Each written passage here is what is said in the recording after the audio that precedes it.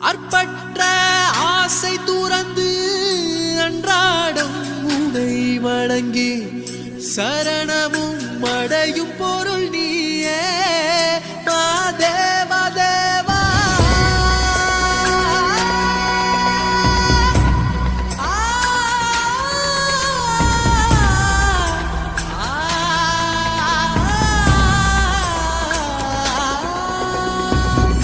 அற்பற்ற ஆசை துறந்து அன்றாடம் உனை வணங்கி சரணமும் அடையும் பொருள் நீயே மாதேவா தேவா.